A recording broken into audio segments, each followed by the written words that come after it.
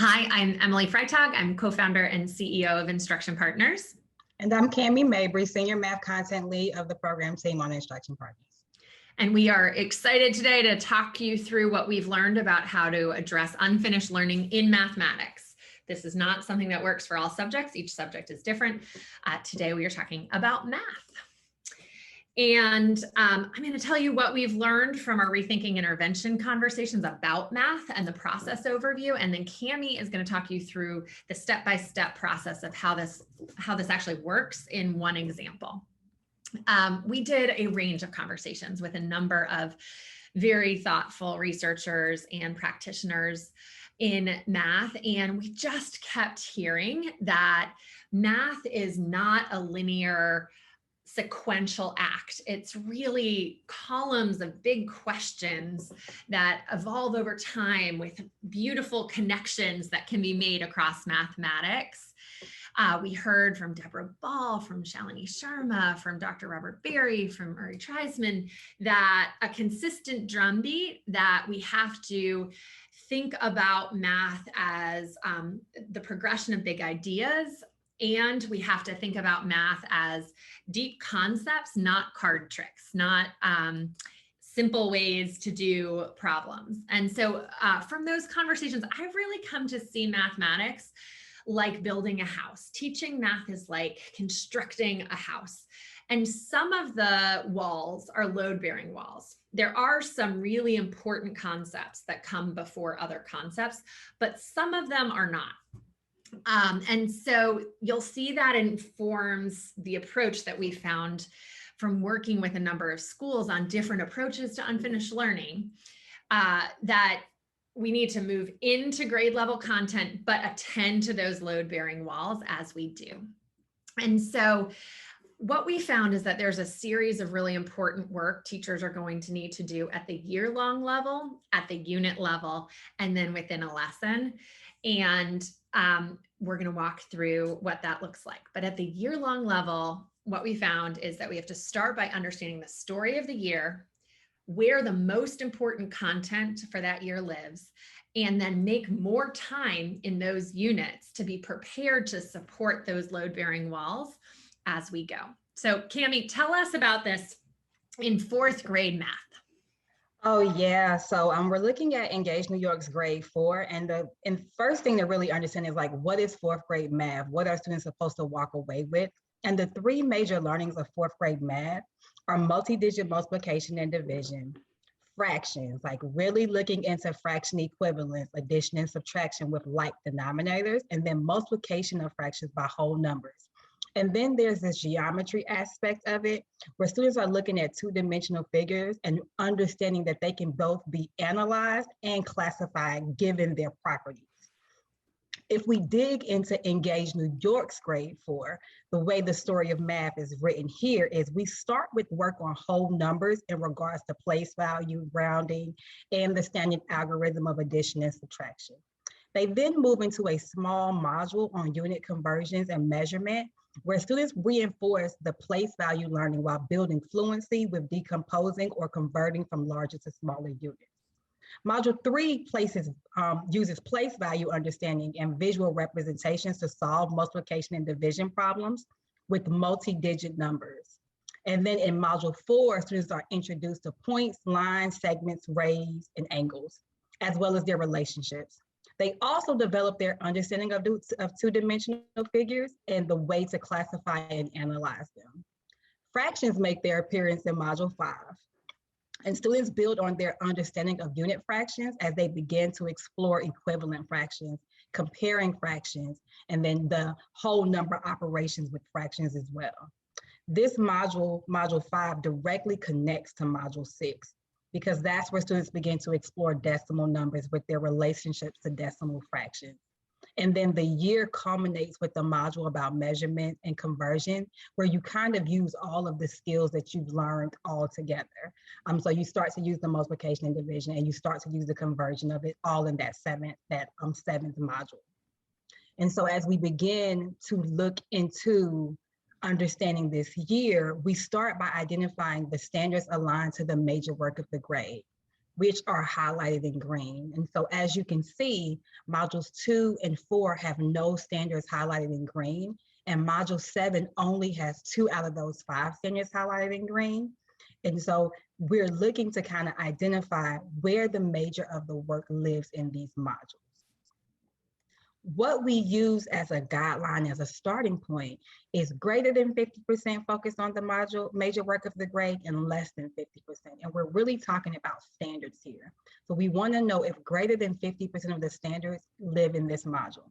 And if they don't, we're not going to actually prioritize that module. But keep in mind, when we say prioritize, we're not saying omit the module. We're just saying we're going to place emphasis where the major work of the grade is.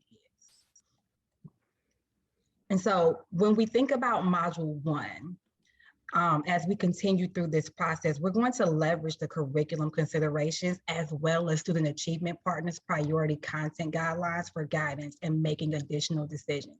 It is important to note that in this step of the process, we are first looking at the prioritized modules, the ones that focus on the major work of the grade.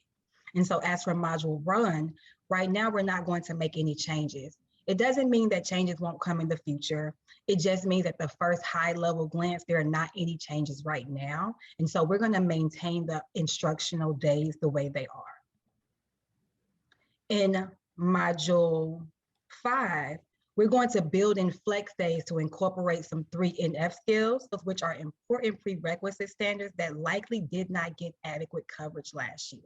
We can also eliminate topic H, which is focused on exploring the fraction patterns.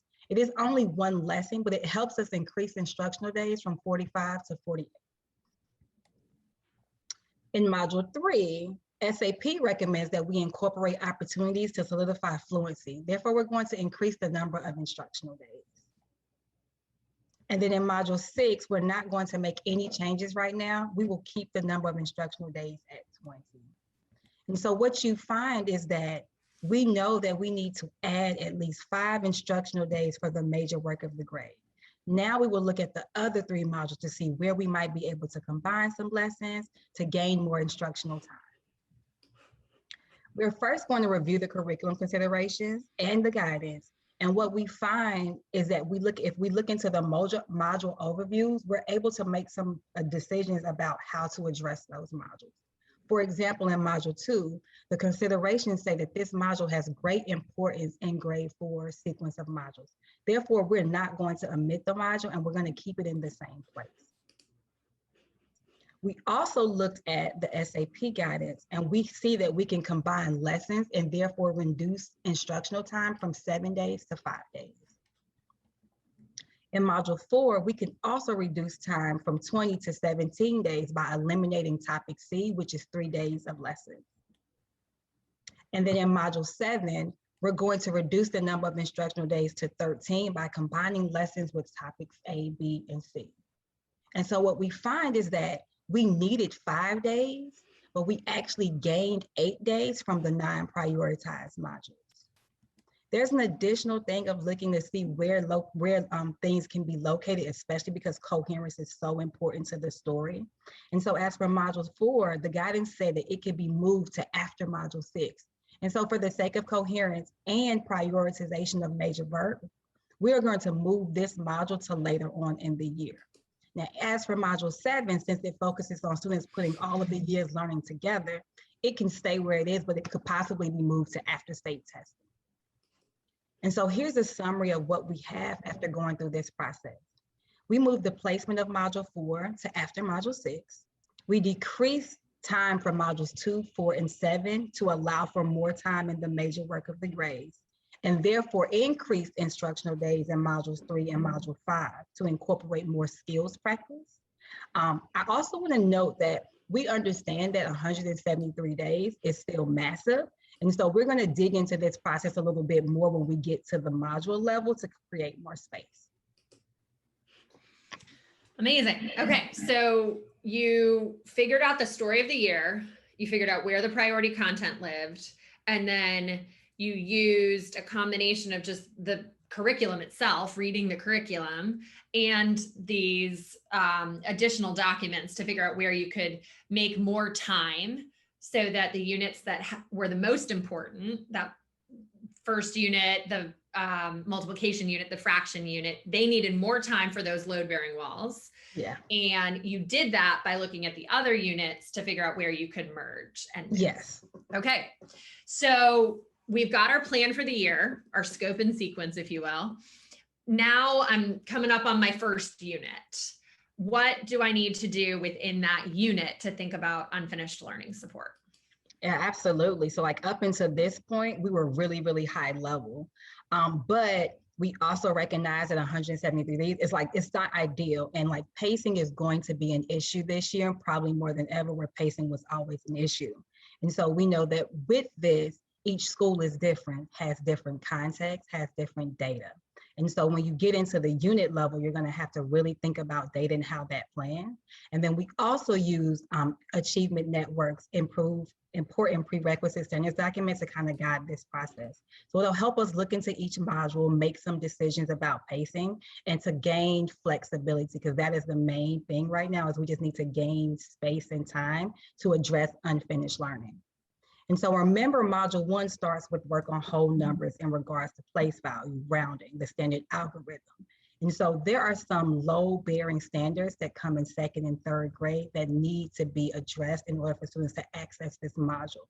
And so we looked at the module and we identified the foundational standards necessary to access the grade level content.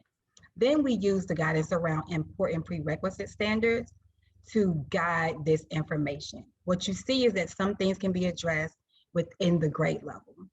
And so up until this point, the main focus had been creating space. And so now the question is, what do you do with the space that you've created?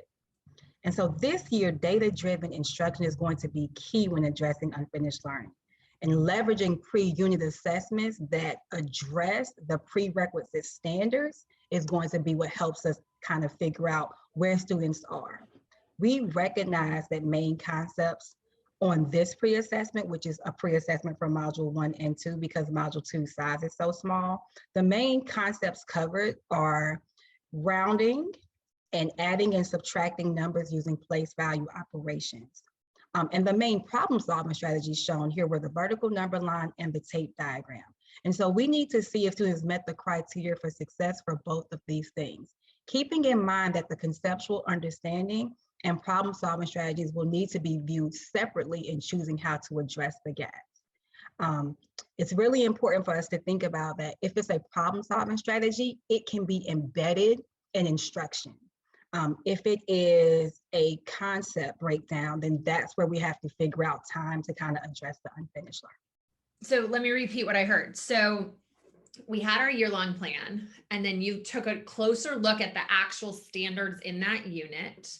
You understood how they built. You identified what were the load-bearing walls that were key to those standards, which of those could be embedded in the grade level work, and which actually were prerequisite skills and concepts. And then you developed a pre-unit assessment, not like a pre-test, post-test, right? All of it, but just on those load-bearing walls. Yeah. And I noticed that was actually like an open-ended set of questions. It wasn't like, a whole interim. It was just a few questions on those load-bearing walls that would allow you to understand where students are coming in. Yeah, and we use ANET's guidance, or you can also use the coherence map, because if you use the coherence map, they have tasks already aligned to the standards that you can quickly pull to use as a pre-assessment. But it's very important this year to get tasks aligned to the prerequisite standards of those skills. Okay. So now we're going into the unit. Talk us through what we're going to do. Yeah, so as we leverage pre-unit assessments to address unfinished learning, we're using this decision tree to help us with data and student work to determine how to address the unfinished learning. And so we've talked about the year long, we've talked about the unit long. Now we have to talk about how do we put this in action since we've created all this space. What do we do with this space? And so after you administer the pre-unit assessment, you look at the data. Did 100% of students get the answer correct, aligned to that prerequisite standard? If the answer is yes, then you just move on to the next topic. You don't have to use any of your flex space or your flexibility time. If the answer is no, then you need to dig in and see, is it a problem-solving strategy error, or is it a breakdown in the conceptual understanding of the math? If it is a problem-solving strategy, the number line, the strip diagram, the double number line, if it's one of those strategies, then you can embed that work into any grade level concept. You don't actually have to take time out to create space to teach that. It can be embedded in the grade level. If it is a conceptual understanding breakdown, then you have to think about how you're going to address it, whether you're going to use a bridge task, a mini lesson, or a full lesson. So let me describe those three things. A bridge task is a task that is embedded into a grade level lesson. So in this case, it will be a fourth grade task already in the lesson that you can use to kind of bridge up from third grade understanding in fourth grade understanding. It's happening within the lesson with every student. A mini lesson is like a 10 to 15-minute lesson that you do before that grade level lesson to make sure all students have access. And then we think about the full lesson. We're saying that we're taking a full instructional day to actually rebuild skills or to build skills that students may not have gotten access to last year. And so notice when we're looking here, we're always looking for evidence of access. If data shows evidence of access. And the only time we really look to complete a full lesson is if there is no evidence that the class has access to the conceptual understanding of that grade level concept. And so here's an idea. We have this pre-assessment. We've identified the criteria for success for each of these concepts, whether it's adding and subtracting within the story problem or whether it's rounding using a vertical number line. What we're gonna do is just look at an example. This is some student work that you might see.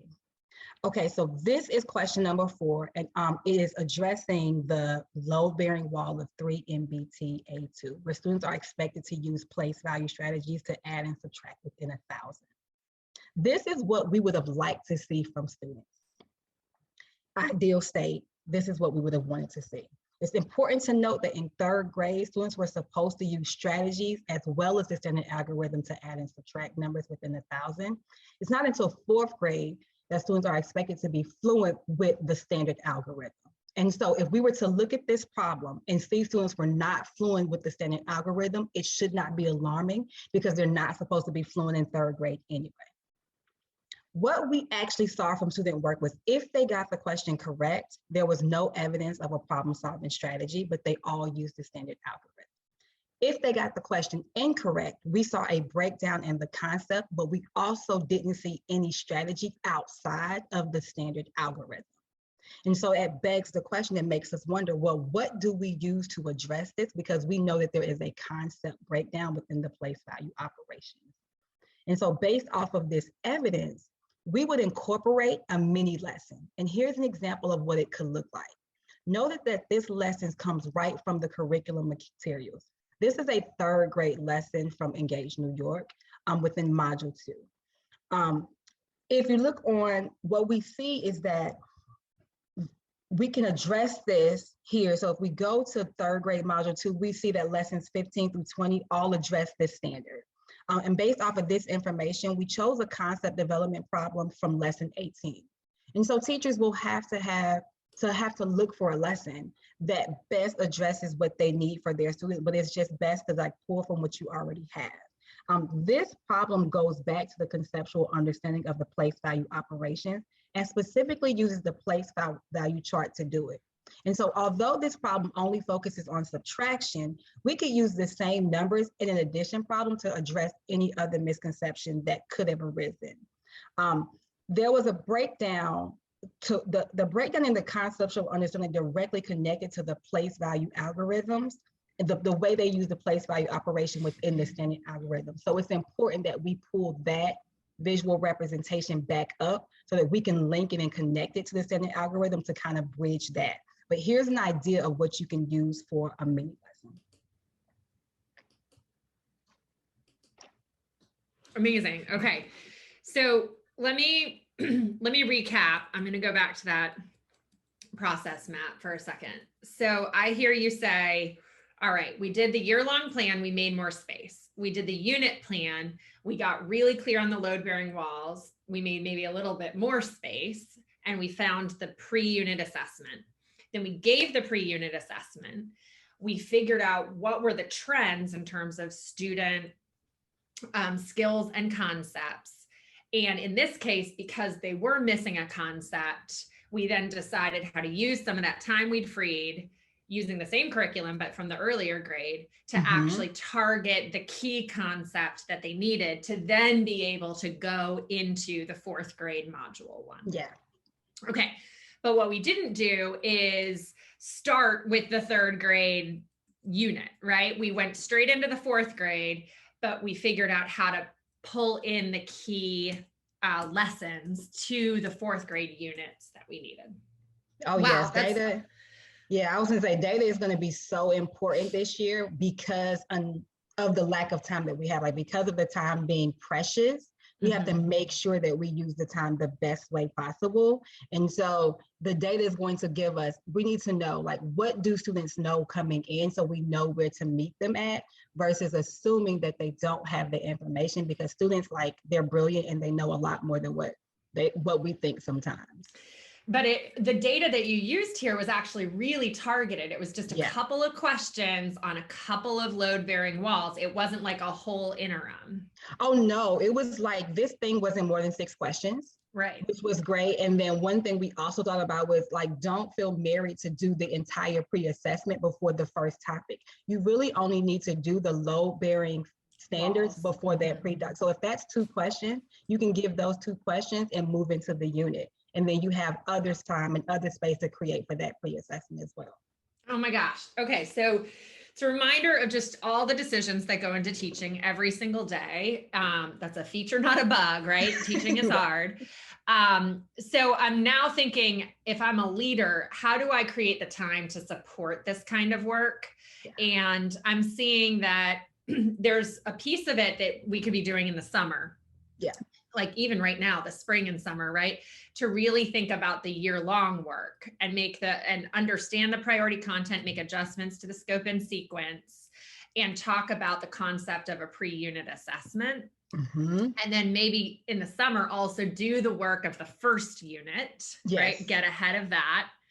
Then for each unit, it feels like some professional learning time would be really beneficial so that teachers can come together, really think about the upcoming unit and get that pre-assessment. And then if you've got the weekly PLCs, you use that to look at the student work and to talk about the lesson adjustments you're going to make, whether it's a bridge task, a mini unit, or a full lesson. Oh, absolutely. That sounds exactly right. And then remembering that in this unit internalization process this year, that we're really focusing on how the concept connects from year to year to year, so that when we get into class, we can make those connections for students, because coherence is so important.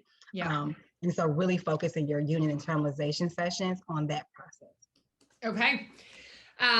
We used several tools here, all of which are open source and available. Student Achievement Partners, Priority Content and their Coherence Map, Achievement Network's Important Prerequisite Math Standards, and Unbound Ed's version of the Engage New York Math Curriculum, which is also very similar to the Eureka curriculum. Yeah. And just tying this all together, we do know that math requires this really deep exploration of core concepts. And so we want to give the space more time, not shorten and race through more, but actually give more space for big concepts. Yes. We want to prioritize the conceptual over the tricks. We want to think about coherence year to year and within a unit. So we really want to prioritize the time to think about that coherence in the unit. And we want to make sure that all students have access to the grade level content. So we're not, taking an early interim and saying, well, these students actually should start in 3rd grade. We're giving everyone access to 4th grade, but we're creating more space to support access to that. Yes, absolutely. Okay.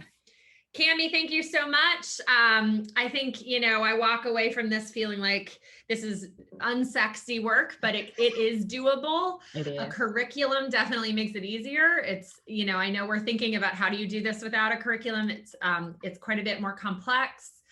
But it does also feel like this is always the work of teaching, right? This is Yes. always the work of making sure that our instruction meets students' needs and pushes their learning forward. Oh, absolutely. And then to really think about the things that we're offering are not things that we haven't done before. We're just thinking about them more strategically now, just because of the need. So it's not necessarily something new. It's just really targeted this time. We have like a really clear pathway of what we could do to get students what they need and so that they can be successful. Thanks so much, Cammie. Next up, we're going to be talking about science, and this math approach turns out quite different in other subjects. Yes, it does. Thank you.